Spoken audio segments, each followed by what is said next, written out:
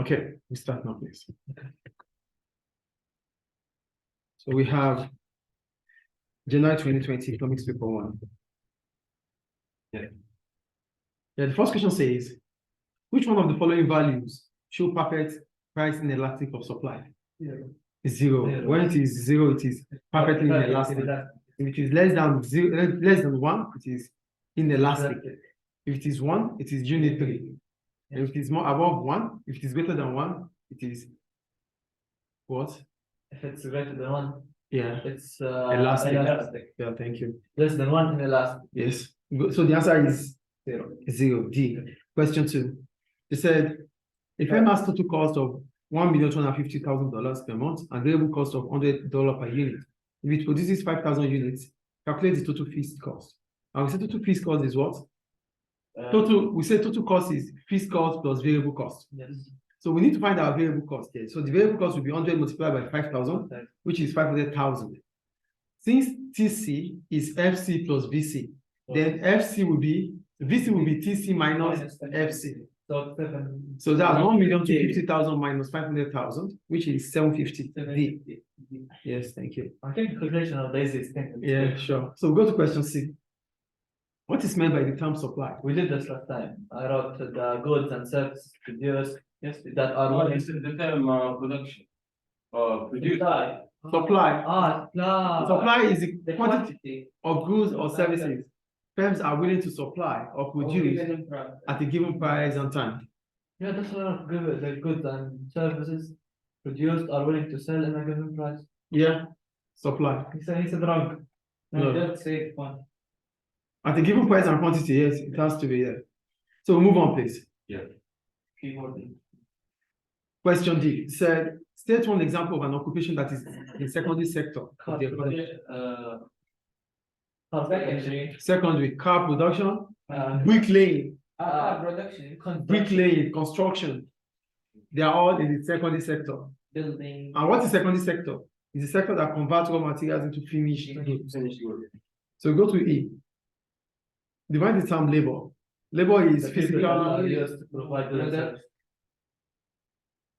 You guys are getting answers from where? No, from my head. Well, labor is. We did this the last time. Okay, labor is physical and mental effort used in the production of goods and services. Physical and mental effort used in the production of goods and services. That is labor. You go to F. It said calculate the income elasticity of demand. And what is YED? YED is percentage change in quantity demanded over percentage change in income. So YED is Q2. Yeah.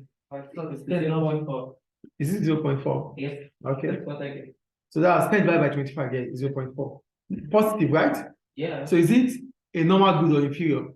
No. Normal good, thank you. So go to G. Yeah. Yeah, I said using, yeah, I'm going to draw the graph here anyway. Yeah, it said using the diagram below, draw the likely effect of an increase in income on the equilibrium price and quantity of wireless headphones. Label the new curve, the new equilibrium price, and the quantity. So an increase in income will increase the quantity demanded of the product. Are you with me? Sure. So if income increases, the demand for a product like the headphones would increase, will shift rightward from D to D1. Yes. Let me try to draw it. Let me use a graph to draw here.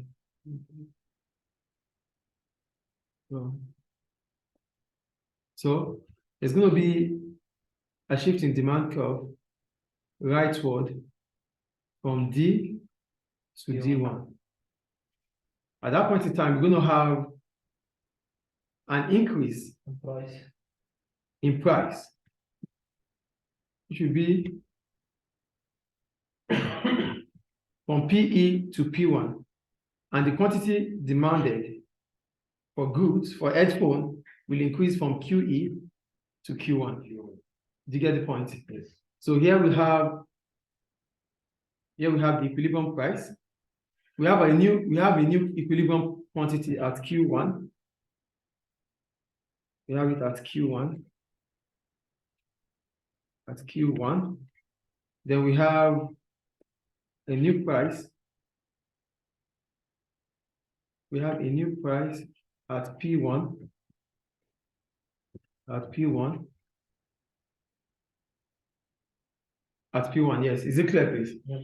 So we have a new price. So there's going to be an increase in the equilibrium price from PE to P1. There's going to be an increase in the quantity. The quantity demanded will expand from QE to Q1.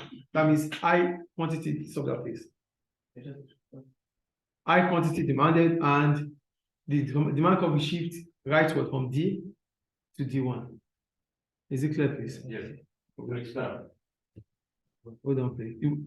The demand curve will shift rightward, not expand. The quantity demanded will expand. Yeah, to expand, I mean the quantity. The quantity, yes, thank you. So we have T1 here. T1. T1.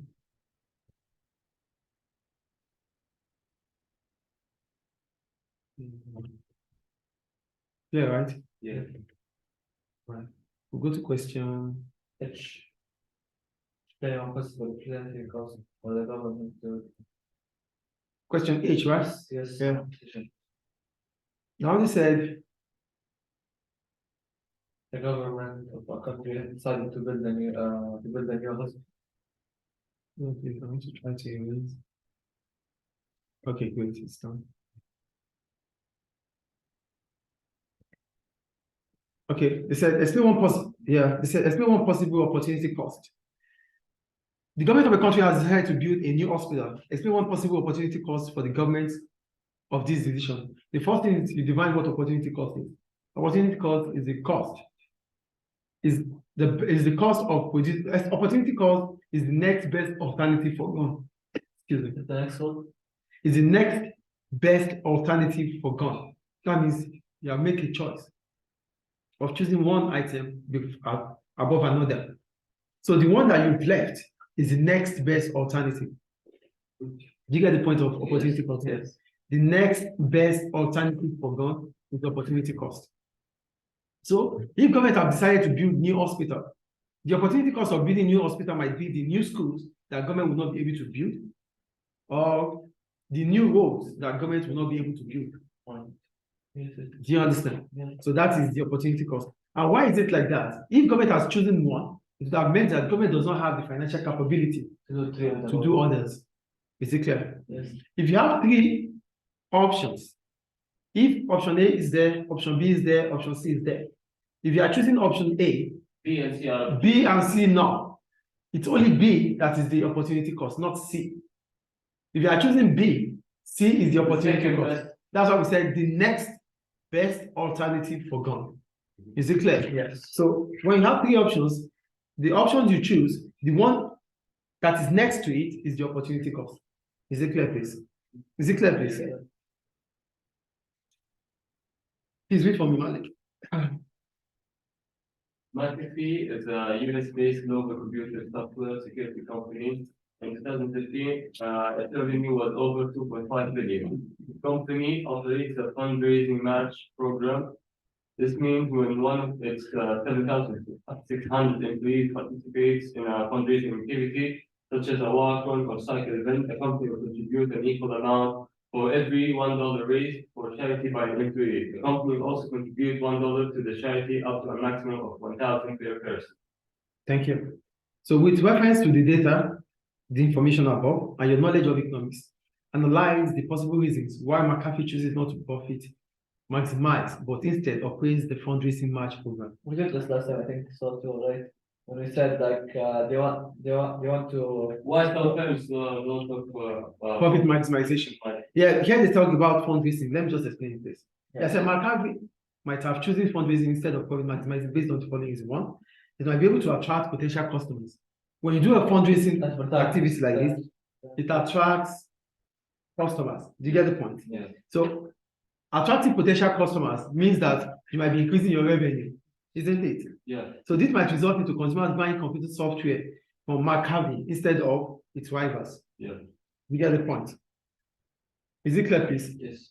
And the third point about that is that it even increases staff motivation because each members of staff are participating. Yeah. So this makes staff to be more happy. It improves staff motivation. As a result, efficiency will happen with the company. Do you get the point? If workers are motivated, See revenue and we talk about it's type of advertising. yes. Is it clear, please? So go to question what? 2. Any question about that, please? So go to question 2. Demand. So when we talk about excess demand occurs when the price is set below the equilibrium. Below what? Below the equilibrium price, huh? Yes. So when price is set below equilibrium price, we have excess demand. So the excess demand is at A. yeah, Yes. that's excess demand. This point is excess demand. This can explain why. I will explain again. I'm coming.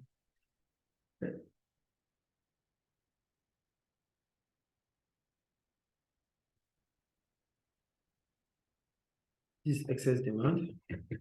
Excess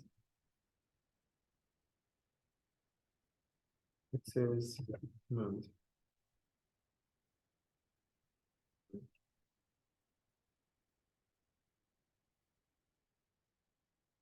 Yeah, it is excess demand. Why is it excess demand? Look at that point. We said the law of demand says the higher the price, the lower the quantity demanded, right? Yeah. And the lower the price, the higher the quantity demanded. What is the equilibrium price itself? Equilibrium price is the price of agreement between the quantity demanded and the quantity supplied. So equilibrium price is the market price, which means at that price, goods are assumed to be sold fully. So if the price is set below equilibrium price, what does that imply? It implies that the price has fallen. Yes. And what does customers want? They want a very low price. So a very low price means that the demand in the market will increase than the supply. Listen, why is it excess? It is excess because at that point in time, no, suppliers will not be willing to produce. Consumers are willing to demand for more. So that is when demand will be more than supply. That is the excess. Manage.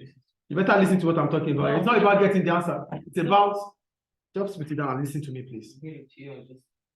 What we're talking about, it is excess demand, but it is not just because it is below the equilibrium price. That's why what makes it excess demand. No. What makes it excess is because at that point in time, suppliers will not be willing to produce. And demand will be high. So it's contrasting because at this point, consumers want more, but suppliers will not be producing because the law of supply says the higher the price, the higher the quantity supplied. The lower the price for demand, the lower the price, the higher the quantity demanded. So that is why there's excess there. There's excess because what? The quantity demanded is more than the quantity supplied. In C, it's excess supply. In C? Yeah. Let me check. Option C. Yes. I think this one is clear right now. Yes. Okay. Option C, right? Let me see. For C, yeah, that's excess supply. Because price is set above the equilibrium price. At that point in time, consumers will not be willing to buy, but producers will be willing to produce. So supply exceeds demand. Yeah. That is why it is excess. Please take note of that. Is it clear, please? Yes. All right.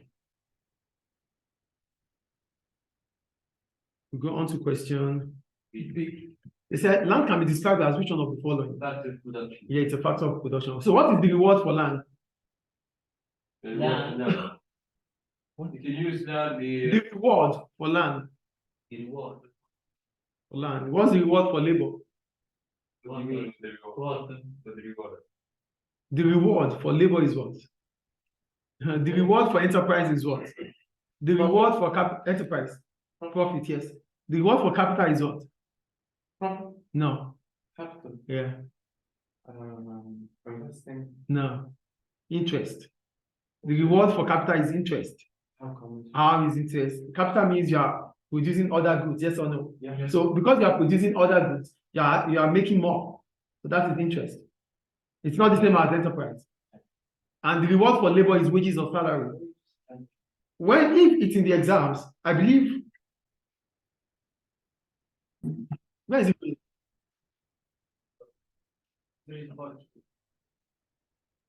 We continue. Yeah, the next one says Say the formula for profit. What is profit? Profit is your revenue minus your cost. TR minus T. What is TR? What's it called? TR. Total revenue. Yeah. What's the TR, formula for total total revenue? Revenue minus the Yes. What's the formula for total revenue? Revenue is total. It's quantity times price. Thank you. PR multiplied by Q. P multiplied by Q. like here. Then TC is FC plus BC, right? Yeah. We move on. Question D. It said, calculate the price elasticity of supply. For a product when price increases by 30% and quantity supply increases by 36%, you are advised to show your working. PES is percentage change in quantity supply over percentage change in price. Right. So So 30 30 over 30. Yes. So what does that give you? 1.2. 1.2, please. Yeah. 36 divided by 30. Is it elastic or inelastic? It's 1.2, it's elastic. Elastic. it's over. Yeah, it's greater than 1. Yeah, we'll go to E. The question says define finance. What is finance? Finance is the budget, money, the amount of money invested in the business. Finance. Okay, what's finance? I don't know. Finance is the money invested in the business. Well, let's say it this way. Finance is the disbursement of funds The fund, yes. for a project. When you disburse, that means you're giving from where it is surplus to where it is deficit. Do you get it? Yes. So that is finance. We'll go to question F. Let's say the Irish Artisan Charcoal Company is the only firm producing charcoal in Ireland. Damaged trees which would otherwise have been left to rot are used to produce top quality charcoal. Describe the type of market structure in which Irish Artisan Charcoal Company is. It's the only firm producing charcoal. So what type of market structure is that? It's monopoly. Monopoly, thank you. Charcoal. Charcoal, okay. Yeah, that's charcoal. So go to G. They said street lighting. Yes. It's 2 marks. So all right, it's It's a monopoly. It's a monopoly. Why is it a monopoly? It's a monopoly because it's the only producer of charcoal in Ireland. Is it clear?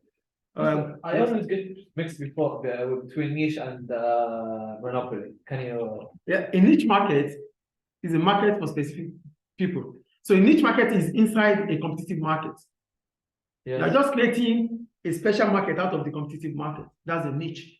That is not a monopoly because there you are talking about selling to a group of people that want that product. So it's a niche. It's not. What's the difference between like if I am the only company or I am the only company that sells this? Okay, let's put it this way. If you are the only buyer, Okay. there's one buyer for the product. You are a company, you produce for just one consumer. We call it monopsony. Monopsony. That's only buyer in that industry or in that market. That's monopsony. Then let's go back to niche. A niche market will not be considered as monopsony or monopoly. A niche market will be in a competitive market. But what happens there is that you are just trying to create a niche out of your business, just like the Rolls Royce.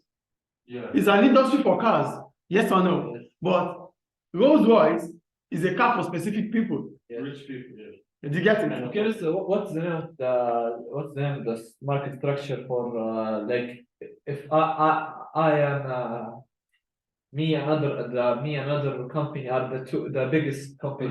Oligopoly. Few large firms. Okay, pretty much. Now I've got you monopsony now. We've talked about monopsony. Yeah. One buyer One in the market. oligopoly. Monopsony.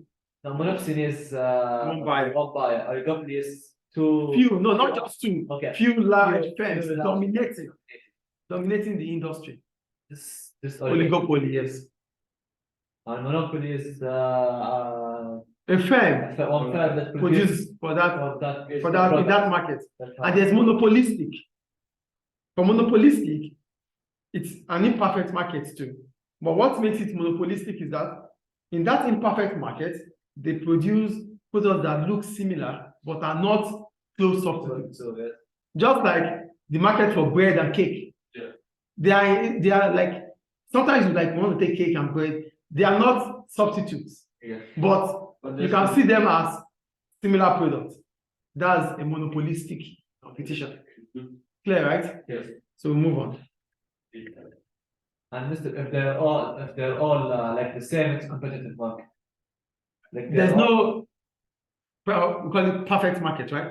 Perfect competition, Yeah. perfect competitive market. Yeah. But no, there's no perfect market that is perfect. There always have to be monopoly. Imperfect. There is imperfect competition because a perfect competition will lead to an imperfect competition. Yeah. Why? Because that perfect market we're talking about, that all producers have the same, have equal opportunity. It's a lie. It's not possible. We can talk about the market for beverages, Coca-Cola, Pepsi, and other cola. It's a perfect market, right? But it is imperfect because Coca-Cola, Pepsi has edge over the rest. They don't have the same market share. They don't have the same market share. And there are information that are missing. So Mr. Like I can't call Coca-Cola and Pepsi oligopoly. No, it's a perfect market because there's no barrier to entry. Yeah, anyone can start up there. Do you understand? In oligopoly, there's still barrier to entry. Yes, yes. Because they do not, what do I call it? They do not compete with price in oligopoly. Yeah, They don't compete with price. advertising. Advertisement. So investment in advertisement is huge. So if investment is huge, this might create a barrier. Do you get the point? Or they might form a cartel. Yeah, they might form a cartel. Yes. And forming a cartel is just like creating forming a cartel is the same as creating a barrier. Yeah, it's a large barrier. Do you get the point? Yes. So what we said now is about monopolistic, which is a market that looks like they have substitutes, but they are not substitutes. That's monopolistic. We have monopsony. What is monopsony? There's one buyer. One buyer. Then we have oligopoly. Oligopoly is few Dominating industry. Then we have monopoly. One firm dominating the industry, or the only one producer. One producer. As I said, a perfect market is imperfect. Why? Because there's always a big one having edge over another. Yes. And there's always missing asymmetric information. And it's easy to. And it's the only thing why we can't call an imperfect market. The only reason we can't call oligopoly an imperfect market or a perfect competition is that in oligopoly there's no barrier to entry. In oligopoly, yes, there's barrier, but not as high as monopoly. The barrier in oligopoly comes from advertisement. Not price. Because you call it a non-pricing competition. But like the competition between Pepsi and Coca-Cola is advertising. Is that right? Yes, but we won't say Coca-Cola and Pepsi are an oligopoly.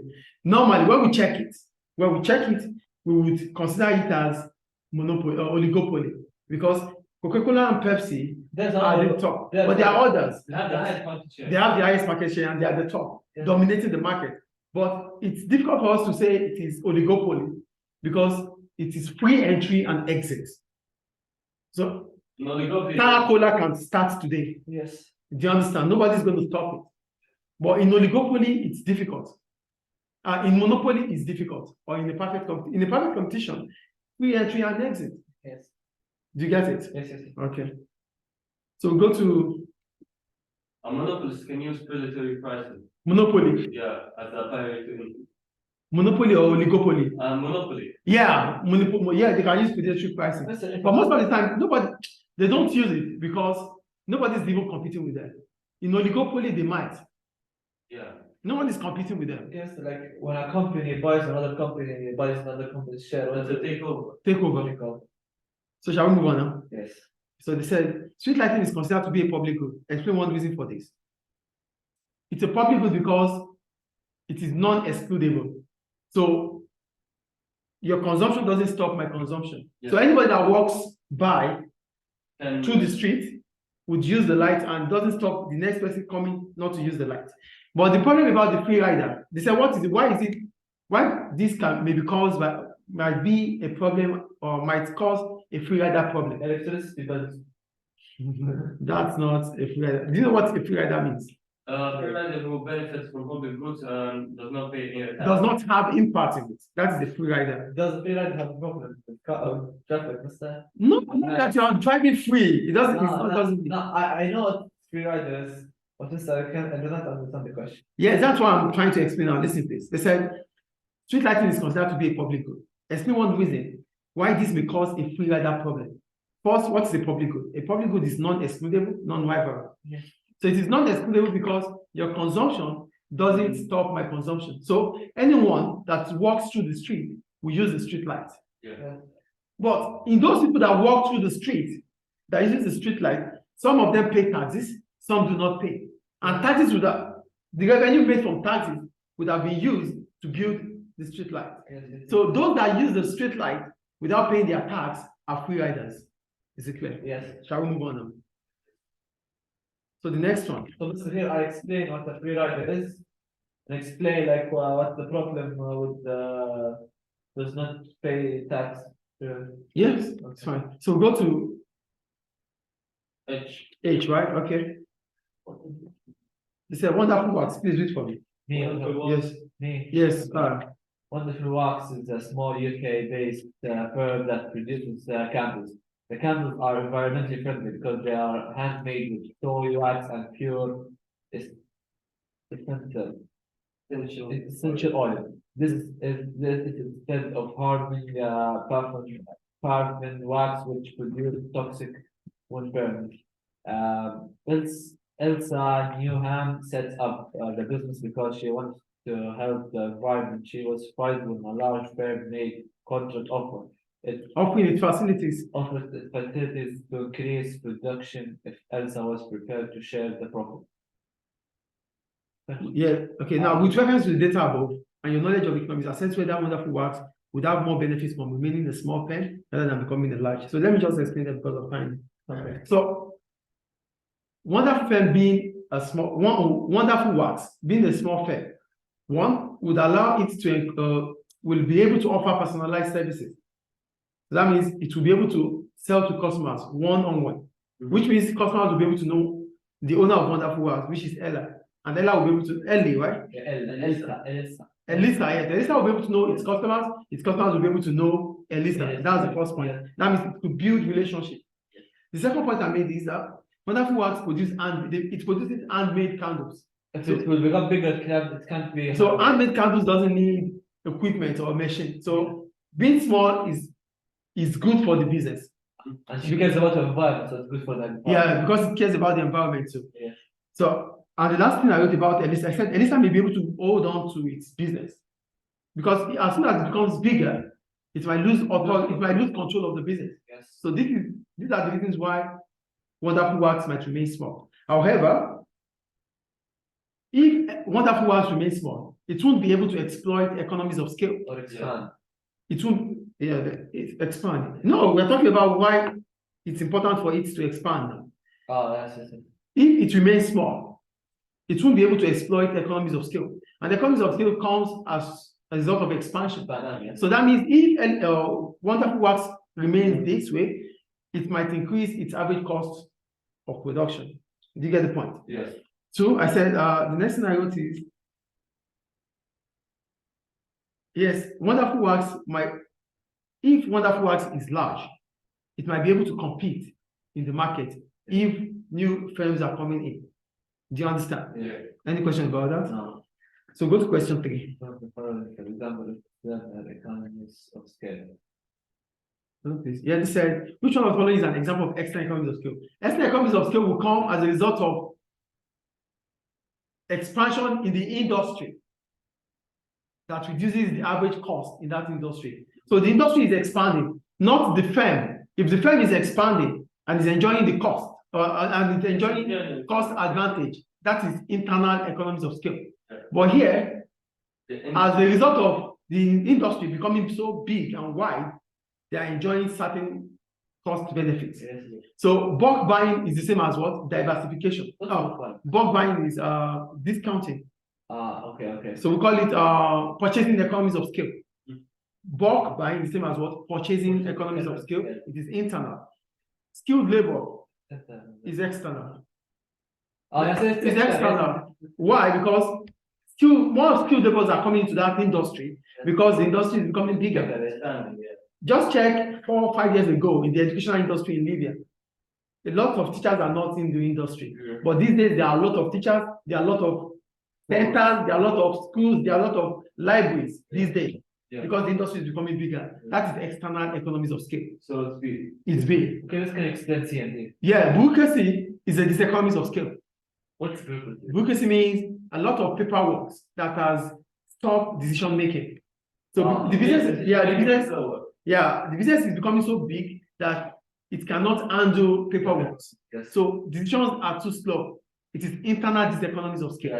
Yes. And managerial economies of scale is a cost advantage. That means because you have become bigger, you are able to attract best skilled workers and managers. Yeah. That is managerial So that's economies internal too. Because it's in the company. In the company, yeah. So the answer is B. Question 3B. They said, which one of the following is the main feature of an oligopoly? No, we just talked about oligopoly then. So what's the answer? C. C. Large firms dominate the market, yes. So go to question C. No barrier to enter is a perfect competitive market. No barriers to entry, yeah. Perfect competition. So here we have, they said an economy can produce consumer and capital goods. This economy originally produced at PPC1 with all resources fully employed, but due to positive economic growth, it can now produce at PP2 with all resources fully employed. Using the axis below, draw two production possibility curve to represent this. So we have our production. I'm going to draw it anyway. I'm drawing it here. All right. So we're going to have capital goods first. Capital goods. Capital. You will see it on the notes. Capital goods. Customer goods. And we have consumer goods.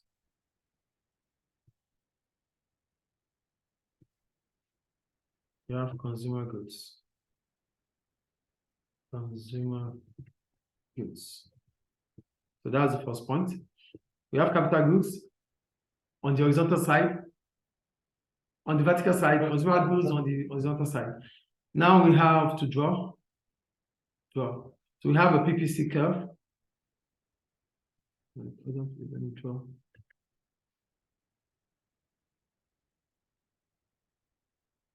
So 3 marks, 1 mark for naming. Yeah, hold on, please. The 2 marks for the graph PPC1, PPC2. Yes.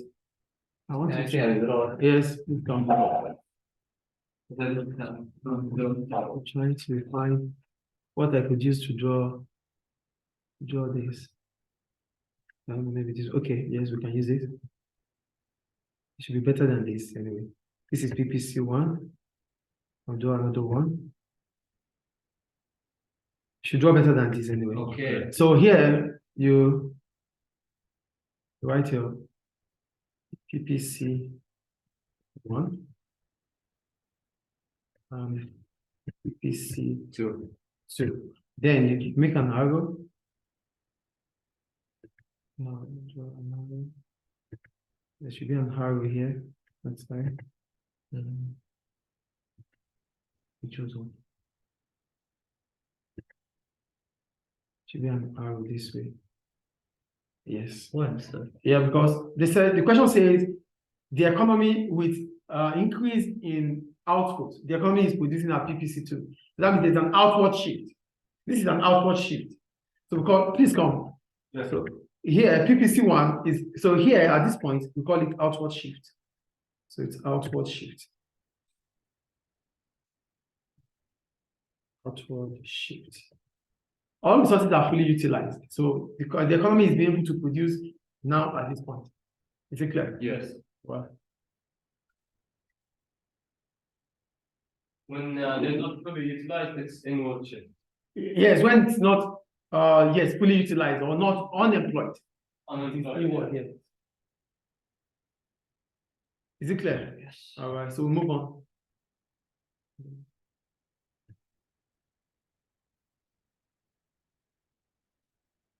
So we go to question. We go to question D. Please read for me.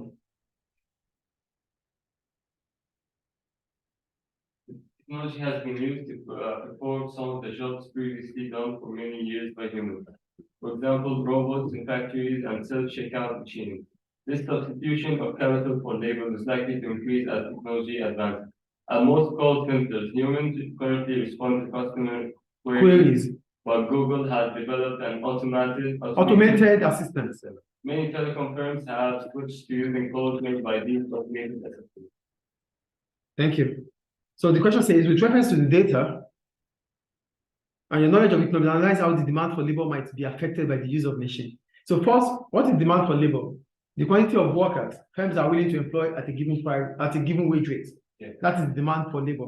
So with the use of automated machine, or with the use of machines, the demand for labor would what? Would fall. Because at that point in time, machines are substitute to workers. So that's the first point. The second point is that unemployment will yes, unemployment will if machines become so efficient and cheaper in the long run than using labor, then workers will be what? Workers will be laid off. And all firms will start using capital intensive instead of labor intensive. Yeah. Is it clear? Yeah. And the third point I made is that the demand for labor is likely affected by the wage rate. So wage rates also will be affected because now more workers are not needed. So the wage rate will fall. Yeah. You get it? So go to question E.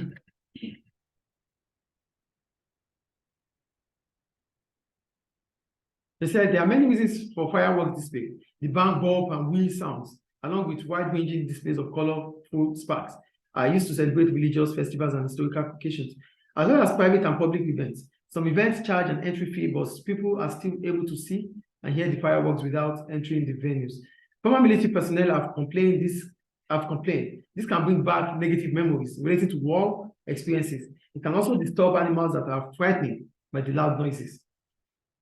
So with reference to this above, we should explain whether fireworks have more negative than positive externalities. So the first point is you have to define what externalities is. And what are externalities? These are spillovers caused by the action or inaction of firms, individuals, or governments. That's how Spillovers. Spillovers. Expense spillover. Spillovers. I should explain spillovers. Yeah. That means things that comes to you, that splashes to you. So based on the action of an individual, or an action of government, or an action of a company. So now it's affecting you. That's a spillover. Yes. You are going on your way, but based on their action, that's touched you. So you are paying for it. You're third party. Yeah, the third party. Yes. Exactly. So we have negative externalities. These are negative impacts. That means the cost that you have to incur because of the action or inaction of other people. Yes. That is negative externality. Cost. Example. Yeah, external cost. Like pollution, congestion. This is the fireworks is the Yeah, so fireworks is an example of negative externality. Do you get it? Yes. So that's the point there. So I said, here I wrote, it can be considered, fireworks can be considered as negative externalities, one, because based on even the article, they said the former military personnel have complained that this brings back negative memories relating to war experiences. Because of this loud noise, they are referring it's refreshing their memory about the negative impact of the war to them, which is an external cost. They are not there, but someone is making fireworks and now it's affecting them. So that's a negative externality. The second point about negative externality is that fireworks are used during occasions, during the year, yes or no? So that means there are a lot of time fireworks will be used. Yeah. So that means the military personnel and the animals that do not like the loud noise would have to encounter different fireworks during the year, which is negative externality. Is it clear? Yeah. So we go to question 4. It said, Veronique owns a shop that makes cake for special occasions. The cake sells for an average price of $40 or 40 euros. Yeah. Calculate the quantity of cake sold by Veronique shop when total revenue is 3,600. So total revenue is price multiplied by quantity, right? Yeah. So it said PQ. Sorry, let me write them out here.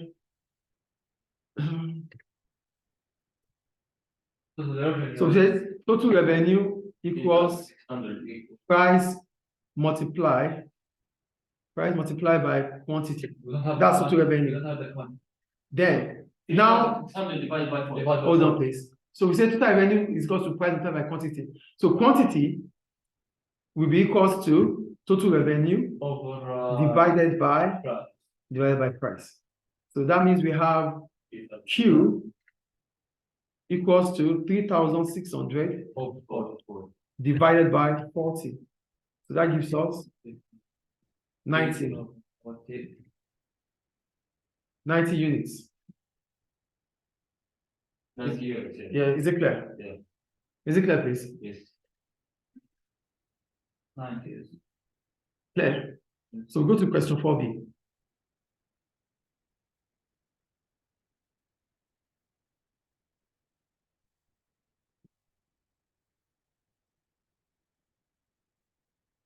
So go to 4B. Yeah.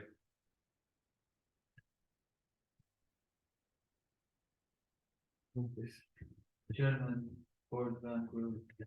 The phone. Are you there? Yes. Okay. A business group, please read for me. Business group presenting German broadband provides asked regulators to stop the takeover by Vodafone of Liberty Global German operation, saying the new firm will be too dominant. In 2018, Vodafone agreed to pay 21.8 billion for Liberty Global. Arguments against the takeover included that it would delay the work on building a nationwide fiber optic network and damage competition in the cable TV market. So with reference to this information you just read, and our knowledge of the economy, we should analyze why governments may want to control takeovers. First, what is takeover? First of all, what's Liberty Global? It's a company like Vodafone. Okay. It's a company too. So the first point is you define what takeover is, and takeover involves the process of buying over a firm. Takeover involves You just explained to me. yeah, buying over a firm. That is takeover. Good. So government may want to take control of takeover based on the following reasons. Number one, government might feel that the takeover is going to make customers vulnerable by reducing competition. So because when takeover happens, competition in the market reduces because rival A, rival B, C, D becomes rival A and B comes together, then C, D is staying. So that means instead of 4 competitors, you're going to have 2 competitors. No, 3. Yeah. 1, 2. Yeah, it's going to have 3. You're going to have 2 competitors. Yes. Yeah, because one. Yes. So instead of having 4 businesses to buy from, you'll be having 3. Do you understand? So it reduces options for customers. That's the first point. Yes, customers will be vulnerable. So government wouldn't want that. So government might be monitoring takeover. That's the first point. The second point, if Liberty remains a separate entity, it would mean that it will be able to compete with Vodafone, which is good for customers because customers will have better choice. Yes. And it's also good for government because government will be getting tax revenue from 2 businesses instead of getting it from 1. So it's better for the company. Better for government and better for the customers. Is it clear? Yeah. So go to 4C.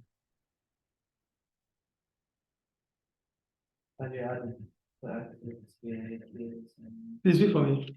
Value added tax, VAT and direct tax that must be added to the price of most food and household goods.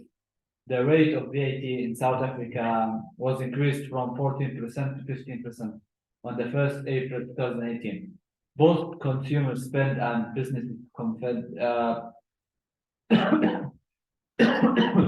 feel following the increase, but further rise in VAT is being discussed by the government. VAT is not currently added. Just in VAT. Okay, VAT is not currently added to the price of fruit, vegetables, and bread. With the reference for the data above your knowledge of economics, evaluate the useful of the price elasticity of demand PED and help in helping the South African government to decide whether to increase the rate of VAT. Yes. Thank you. Okay. So the first point is that you define PED, which is price elasticity of demand is the degree of responsiveness between the quantity demanded of the product as a result of a change in price. The degree of responsiveness towards the quantity demanded of the product as a result of a change in price. So what are the importance of using PED? The first point is that PED calculations allow the South African government to have details about the impact of VAT. So with PED, the South African government would know if consumers are buying or not buying anymore. So that will show the impact of VAT. That's the first point. That's the second point made. Then the third point I made there, I said after the increase of VAT, consumer spending fell. Based on what they said in the third line. Third line, yes. They said both consumer spending and business confidence fell following this increase of VAT. So that means after increase in VAT, Mr. Can I ask you, if VAT increase, so the goods and services increase, the price for goods and services will increase. So based on what they said as soon as VAT increases, consumer spending fell, investments also fell. Yes or no? Yes. So this means that goods based on PED, goods that have a PED of greater than 1 would have less revenue. Yes. But if the price elasticity of demand for your product is inelastic, you will still sell. Because it means it's cheaper. No, it's not cheaper. It means that there's no significant change in the quantity demanded of your product as a result of a change in price. Do you get the point here? Yes. Elastic means there's a significant change in the quantity demanded of your product as a result of change in price. So based on the VAT, the price of goods will increase in South Africa. But those goods that they have PED greater than 1, they are elastic. The consumption will fall, their revenue will fall. But goods that have PED that is less than 1, they will still sell because there's no significant change in the quantity demanded as a result of the change in price. They might ask you in the exams, what is inelastic demand? Inelastic means there's no significant change in the quantity demanded as a result of a change in price. Elastic demand means there's a significant change in the quantity demanded as a result of a change in price. So that's about PED. So, however, PED is not an actual. Yes, the problem about using PED is that PED is an estimated figure. It's an estimated value. It is not original value. It's not the actual. It is an estimate. Yes. So that's the first problem about PED. Oh, 100% reliable. It's not. So the second point about PED is that when you have to calculate PED, you have to calculate for each product. So as you know which one is elastic and which one is inelastic. Is it going to take time or not? No, take time. It's going to take a lot of time. I think it's clear. And the last point I made here is that PED is not the only method suitable. You can also use other consumer analysis in PED. Is it clear? Yes. So that ends the point. That's 12 marks. Any question, please? No. Okay.